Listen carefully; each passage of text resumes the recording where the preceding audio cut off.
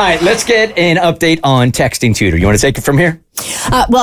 Yes. So Texting Tutor, we had our listener hit us up last week, and she has a 2-year-old daughter who is having a birthday party. Gam, who is her mother-in-law, is very... narcissistic, self-centered, insane. I was going to say she was rich, which is why she spends a lot of money on the grandkid. Crazy, a monster-in-law. And Nana, who is her mother, doesn't have that kind of disposable income. She broke. She's a widow. She's broke. She doesn't have that kind of money. And so we were trying to do a text between our listener and her mother-in-law / Gam, being like, hey, I need you to tone it down for the birthday party. I know you got my daughter this adorable pink Jeep that I'm sure cost you a small fortune, but we're not going to give her the Jeep at the birthday party because we don't want to take away from her guest experience, right? We don't want to distract her. It didn't work. And she ended up having a tea party with her daughter instead, or with the granddaughter instead. Long story short, we accomplished absolutely nothing, and we have to find out how the party went over the weekend. Mo's got the email. That totally backfired. Thanks to the tea party, my daughter ended up just getting more gifts, and the pink Jeep ended up being the focal point of her party. Gam came over Friday. The woman weathered an incoming hurricane and brought a new tea set and a tea party dress. She's dedicated. You can't take that away from Gam. The two of them had an adorable time. That's the thing. Gam isn't awful. My daughter loves her. I firmly believe two things can be true at the same time. She's a doting grandma, but needs a tremendous amount of attention and validation. I asked my husband, her son... No, say it with your whole chest. Her son... Thank you, because I was in all caps. ...to have a conversation with her that day about the party to prevent a pink Jeep fiasco. That we needed to establish boundaries now. Say it with your whole chest. Now. All right. Or things would just get worse. And guess what? He chickened out. No convo was had. He walked his mom out to the car. He was supposed to discuss the excessive and over-the-top gift giving, but he did not.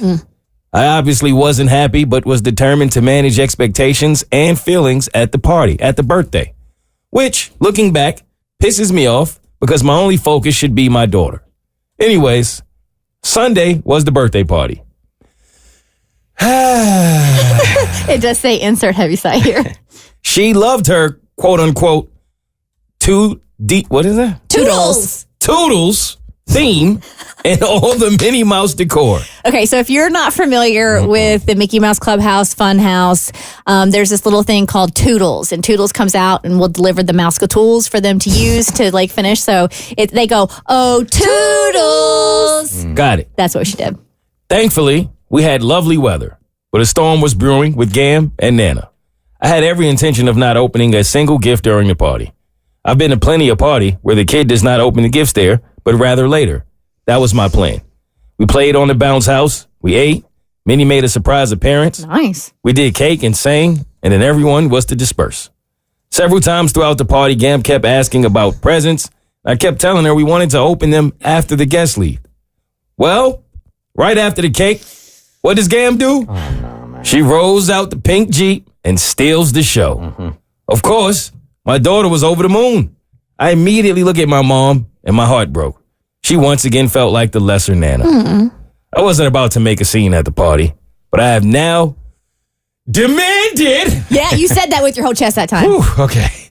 My husband talked to Gam. She went directly behind my back to give our daughter the gift when I told her we weren't doing gifts until later. He's promised he will talk to her this week. Yeah, you got a big problem. You got a real big problem. Because this is symbolic more than anything else. This is going to be a fight over and over and over again. And your spineless husband has got to do something about this. He's the only one that has any kind of power in this negotiation at all. I actually think there's a really easy solution. We couldn't have used it all because the pink Jeep had already been purchased. But moving forward, you just tell both grandmas there's a price limit of $30 per gift.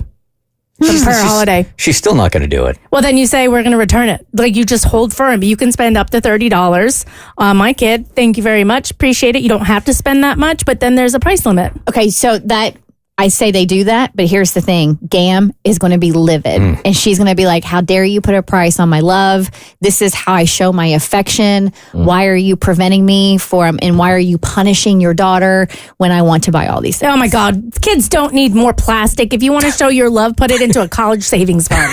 What if we did something crazy? What if we were just... Jeez. I already brought that up last time. I know. Apparently that's illegal in all the states. What if we just simply explain to Gam that it's really insensitive to bring out these gifts when your mom doesn't have the same financial capacity. I feel like if we were just honest and explained what was actually going on, then maybe, hopefully, somewhere in Gam's narcissistic heart, she'll have the empathy. I do think that this is the kind of Gam, though, will say, well, that's not a me problem. Yep. So you be our listener, and I'll be Gam, and you tell me this. Hey, Gam. Hi, honey. So, my daughter loves the Jeep. She is obsessed. You totally made her party. Oh, I knew she was just going to fall in love with that thing. I'm just so excited to see her just bopping around. Well, okay, so here's the thing. Next year, and I was on, I didn't really know how to handle this. Wait, honey, wait till you see what I got her for Christmas. Gam. Oh my goodness, we got her a trailer to put on the back of the Jeep that she can haul around and she can camp in it. It's gonna be adorable. I'm so glad we have separate Christmases because I have news to break to you, Gam. So for next year, I didn't know how to preface it this year, but next year, my mom is kind of in a tough financial bind. She is really insecure that she can't buy my daughter, a big Jeep like you can. And I'm hoping next year maybe we can have a more private gift opening, if that's okay with you, Gam. I'm terrified of you. I don't understand. Well, Nana's really pinching pennies, and it makes her but feel... what does that have to do with my gift giving? Well, it makes her a little insecure that she can't offer the same things that you can. Just tell that woman she shouldn't feel that way. But she does. She does. This is one of those immovable. Not going to happen. The only one I think, honestly. I love where your heart is. Yeah, I think it's got to be the son. He's got to step up. Actually, I'm going to flip-flop. I think Nana's got to step up. Not in spending, but she's just got to deal with it. Because at this point, we're asking Gam to change how she shows love.